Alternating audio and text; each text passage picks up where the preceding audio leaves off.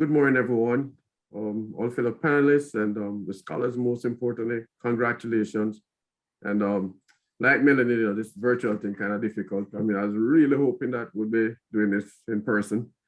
You feel the energy better, etc. But nonetheless, we're here, and it's awesome that the Seprod Foundation has continued this whole process, and we haven't skipped a beat despite the challenges of the pandemic, etc. I mean, I was talking to the principal for CASE recently, Dr. Deslandis.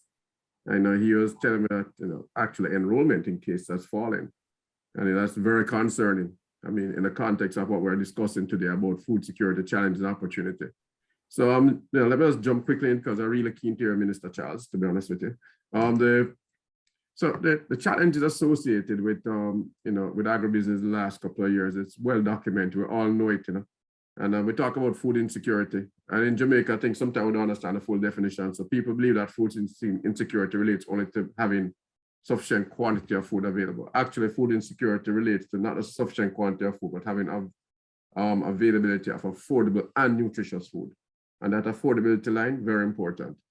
So some of the challenges that we have seen, first the pandemic, we had difficulties related to just access to materials, transportation difficulties.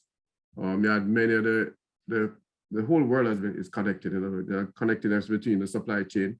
And because of the severe restrictions around, countries locked down, trying to manage the spread of the disease, we had lack of mobility of labor.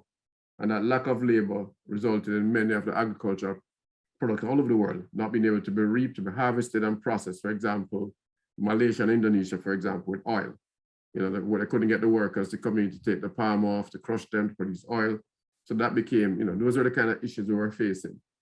And then, pandemic, we looked and, the prices went to the very high level and we're optimistic that 2022 would have been seen a tapering down of prices and labor would start moving again as the pandemic ease up.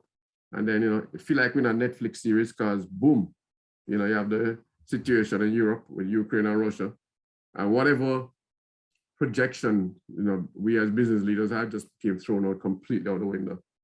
I mean, and this conflict in Europe is actually having a much more profound effect. It has an effect on a lot of things, on energy, on transportation, everything. But for me, the biggest impact is on food, agriculture. It's affecting it in multiple ways. I mean, the area that the conflict is in, as we all know now, represents a massive source of many items. Ukraine is called the food basket of Europe. So you look at things like corn, wheat, oil, sunflower oil out of Russia, because the sanctions also have the effect. We're seeing a massive disruption to availability. This is not only impacting current availability, but future availability. So even if the escalation or the war was stopped now, the fact that they can't be replanting in Ukraine, for example, going to impact the next crop. So the roll-on effect of this is actually not just now, but continue in the future, right? So that's one thing. In terms of energy prices, etc., people like, okay, they think energy, they think electricity and the fuel in the car, but energy is also an important component of fertilizer production. Fertilizer prices have just skyrocketed. In the last 3 months, has gone up by more than 50%. What this means is that many farmers in the agricultural space are going to have to be cutting back on the application of fertilizer, which will affect production and yield, right? In terms of animal feed prices almost doubled because corn price has gone up so much. And so we're seeing a confluence of factors, almost like it is a perfect storm that is really leading to a reduction in supply globally. And what is this leading to? Interestingly, for a world that many of us grew up in that worship globalization and interconnectedness, nations are now becoming very nationalistic about their food production and supply. I mean, nations are now restricting exports to ensure that food is available for their population. We're seeing that in many countries over the last few weeks. So food nationalization has become a very hot topic. And this is going to lead to economies like ours, going into Jamaica.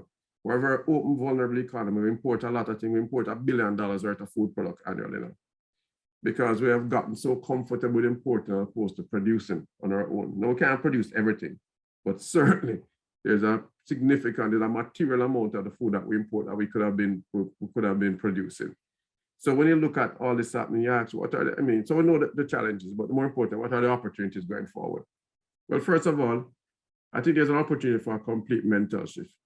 Agriculture in Jamaica and agribusiness in Jamaica continue to be looked down upon, seen as something, that people like, or either you're a farmer or you're in the agricultural business, they kind of look at it differently. They don't look at you with a level of respect, which is very unusual. Places like Europe and US, the farming, the agriculture business is actually a significant part of their economy, and is actually their industrial revolution was built on the back of their agricultural revolution. So in Jamaica, we need a mental shift. We continue, even the government needs a mental shift. I think the government, everybody wants to see, nice roads and building, which is great. But you don't see the same emphasis on food security and food availability. You look at the amount of idle lands in our country, lands that are locked up in leases that nobody puts to productive use, and it just continues. I still think that we sit in a country today where our leaders have not recognized that we have a tsunami coming at us. The issue of the food security is going to get increasingly worse. It's bad now, but for some reason, we're not picking it up. Remember, I just said, I gave you a preface, food production has declined and is continuing to decline. But the demand has not changed. Because food demand is pretty much inelastic. You have to eat to survive. And the population of the world has really changed materially. So food demand hasn't changed, but food supply has gone down. Something has to give. The prices are going up, and we say, what are we going to do in Jamaica? Now, this is where, case comes in. We need to make sure we're generating people that are looking at the full supply chain from farm to fork. All the processes involved. Many of the situations in Jamaica is not that we don't recognize what we need to do, but we lack execution ability. I don't think we believe in it either. So I said the mental shift is one thing. The second thing is our own application of technology. We lose 30% of our food production in Jamaica minimum every year because of the lack of post-harvest storage and poor distribution. So, we could have a whole heap of breadfruit in St. Thomas and selling at a fraction of price of being available in Kingston or Mobile, but we can't move the goods in an efficient way. The supply chain just not working, the storage not working. That's a huge opportunity. Research and development.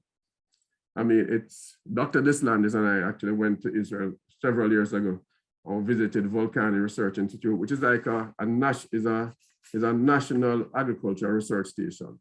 They had over 200 scientists working with farmers, doing research and development and driving innovation. In fact, 70% of the agricultural innovation came out of that research institute. And Israel, in the middle of a desert, no water, no real land, are one of the most renowned agricultural exports globally. It just blows your mind.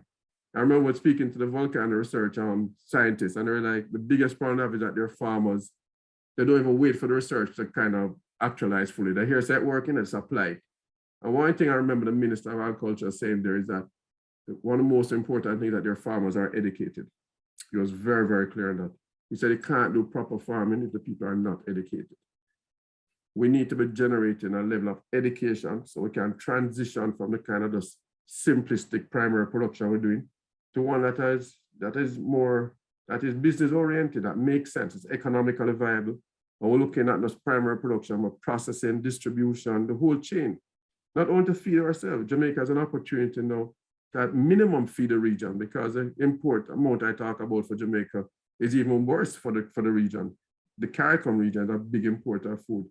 This is an opportunity for Jamaica to introduce a pillar of not just, not the tourism or construction. The agricultural pillar has to be the key driver for future, for the sustained recovery of the Jamaica economy. It cannot be ignored, despite the fact that we're trying so hard to ignore it. So it's an opportunity there that we can keep pushing. And overall, I think I don't want to go too much in the presentation. It's 7 minutes, so I'm going to wrap up now. But there's a huge opportunity now for agribusiness. I thought an opportunity that we're going to try to convince people to take up. It's an opportunity that they'll have no choice. There's no choice.